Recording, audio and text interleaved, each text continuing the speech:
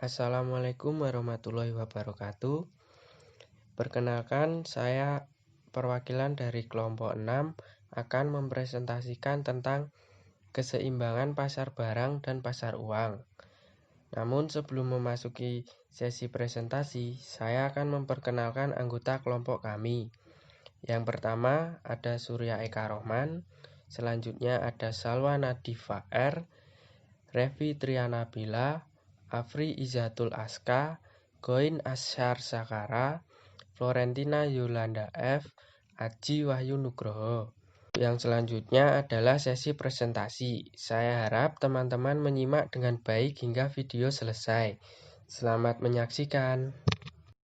Pasar barang. Pasar barang adalah pasar di mana semua barang dan jasa yang diproduksi oleh suatu negara dan dalam jangka waktu tertentu. Permintaan dalam pasar barang merupakan agregasi dari semua permintaan akan barang dan jasa di dalam negeri. Sementara yang menjadi penawarannya adalah semua barang dan jasa yang diproduksi dalam negeri. Kurva IS. Pasar barang dikatakan dalam keadaan keseimbangan apabila penawaran pada pasar barang sama dengan penerimaan pada pasar barang tersebut. Atau dengan kata lain, pendapatan sama dengan pengeluaran. Keseimbangan pasar barang ditentukan oleh suatu kurva yang disebut kurva IS. Kurva IS adalah suatu kurva yang menjelaskan hubungan antara berbagai tingkat bunga atau R dengan pendapatan nasional keseimbangan atau Y, di mana pasar barang pada posisi keseimbangan. Dengan demikian, kurva IS menunjukkan keseimbangan di pasar barang. Baik, materi selanjutnya adalah keseimbangan dalam pasar barang.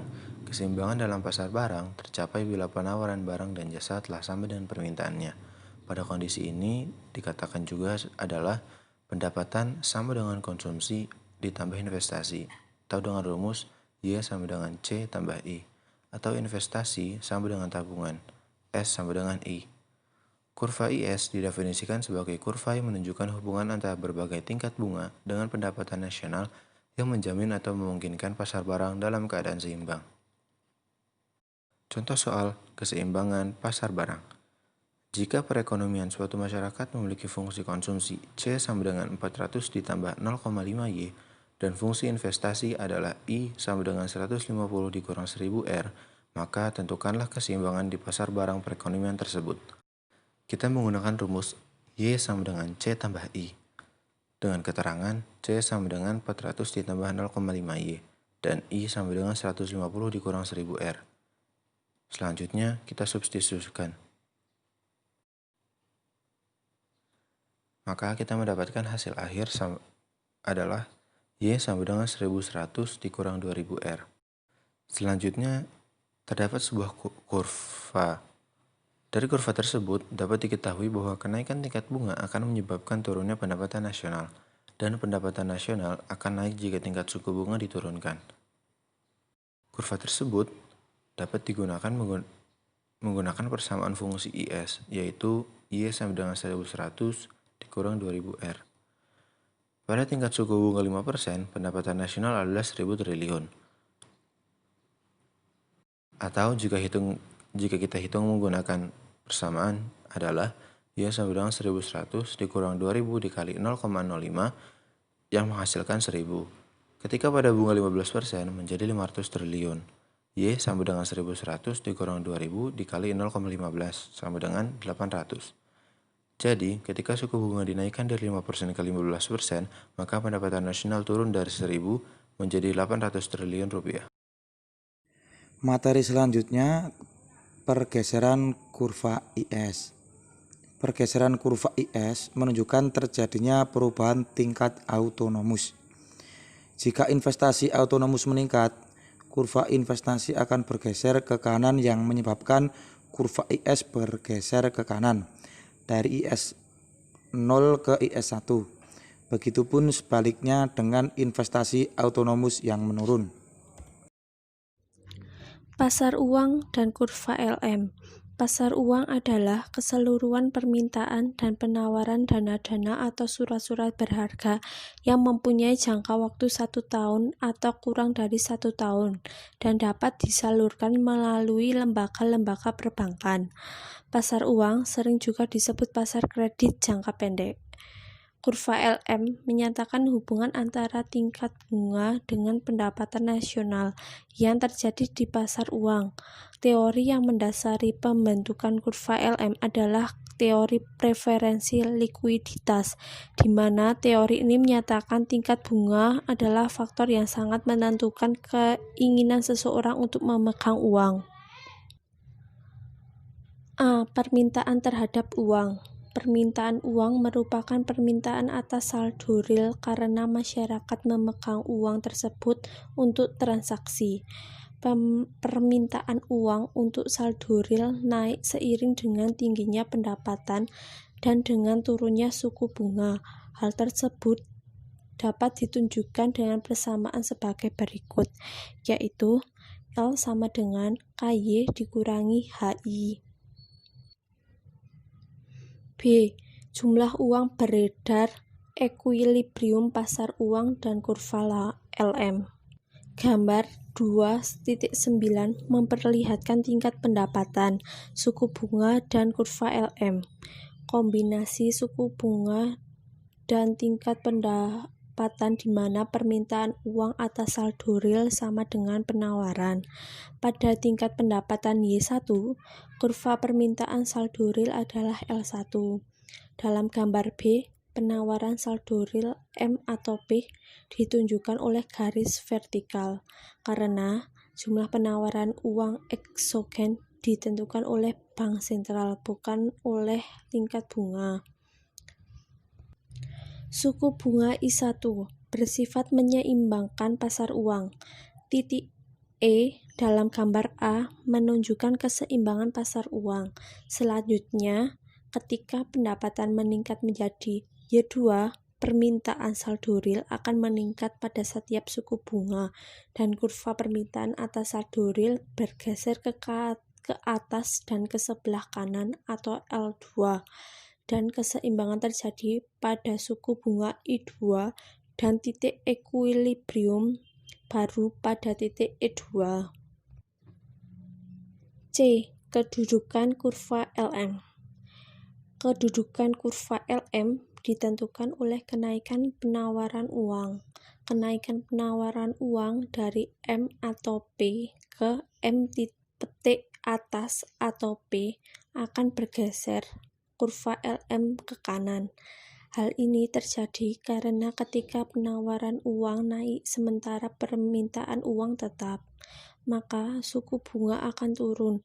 Apabila penurunan suku bunga tersebut tidak diikuti dengan kenaikan pendapatan nasional, maka keseimbangan akan turun dari E1 ke titik E2.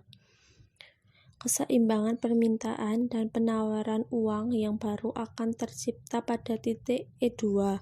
Dalam kurva LM, keseimbangan yang baru ini ditunjukkan oleh pergeseran kurva LM ke kanan dan turun ke LM petik atas.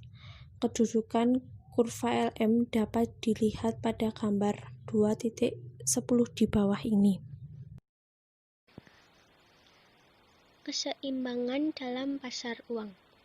Keseimbangan pasar uang terjadi apabila kondisi fungsi permintaan uang atau L sama dengan fungsi penawaran uang atau M.